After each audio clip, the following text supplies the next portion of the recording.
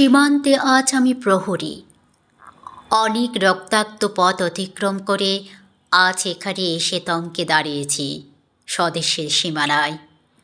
ধূসর তিউনিসিয়া থেকে স্নিগ্ধ ইতালি থেকে ছুটে গেছি বিপ্লবীর ফ্রান্সে, নক্ষত্র নিয়ন্ত্রিত নিয়তির মতো ধূর্ণিবার অপরাহত রাইফেল হাতে। ফ্রান্স থেকে প্রতিবেশী বার্মাতেও আজ দেহে আমার সৈনিকের কড়া পোশাক, হাতে এখনো দুর্জয় রাইফেল, রক্তে রক্তে তরঙ্গিত জয়ের আর শক্তির দুর্বহ দম্ভ। আজ এখন সীমান্তের প্রহরী আমি। আজ নীল আকাশ আমাকে পাঠিয়েছে নিমন্ত্রণ, স্বদেশের হাওয়া বয়ে এনেছে অনুরোধ, চোখের সামনে কুলে ধরেছে সবুজ চিঠি। কিছুতেই বুঝি না কী করে এড়াবো তাকে, কী করে এড়াবো এই সৈনিকের কড়া পোশাক। যুদ্ধ শেষ, মাঠে মাঠে প্রসারিত শান্তি, চোখে এসে লাগছে তারই শীতল হাওয়া। প্রতি মুহূর্তে শ্লথ হয়ে আসে হাতের রাইফেল, গা থেকে কষে পড়তে চায় এই কড়া পোশাক। রাত্রে চাঁদ ওঠে, আমার চোখে ঘুম নেই।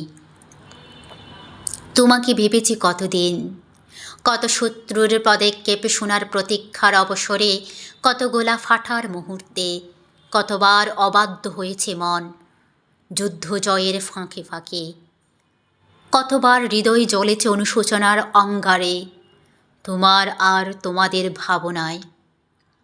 তোমাকে ফেলে এসেছি দারিদ্র্যের মধ্যে, ছুঁড়ে দিয়েছি দুর্ভিক্ষের আগুনে, ঝড়ে আর বন্যায়, মারে আর মড়কের দুঃসহ আঘাতে বারবার বিপন্ন হয়েছে তোমাদের অস্তিত্ব। আর আমি ছুটে গেছি এক যুদ্ধক্ষেত্র থেকে আরেক যুদ্ধক্ষেত্রে, জানি না আজও আছেও কি নেই।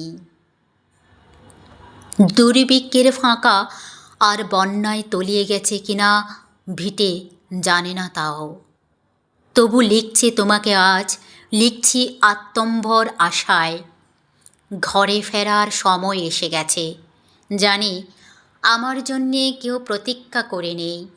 মালায় আর পতাকায়, প্রদীপে আর মঙ্গল ঘটে, জানি সম্বর্ধনা রটবে না লোকমুখে, মিলিত খুশিতে মিলবে না বীরত্বের পুরস্কার। তবু একটি হৃদয় নেচে উঠবে আমার আবির্ভাবে, সেই তোমার হৃদয়। যুদ্ধ চায় না আর, যুদ্ধ তো থেমে গেছে।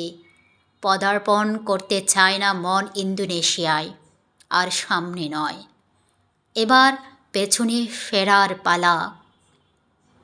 পরের জন্যে যুদ্ধ করেছি অনেক, এবার যুদ্ধ তোমার আর আমার জন্যে। প্রশ্ন করো, যদি এত যুদ্ধ করে পেলাম কি?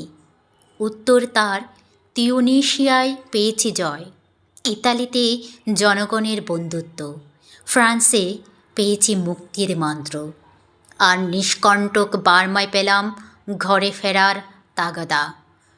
আমি যেন সে বাতিওয়ালা, সে সন্ধ্যায় রাজপথে পথে বাতি জ্বালিয়ে ফেরে, অথচ নিজের ঘরে নেই যার বাতি জ্বালার সামর্থ্য। নিজের ঘরেই জমে তাকে দুঃসহ অন্ধকার।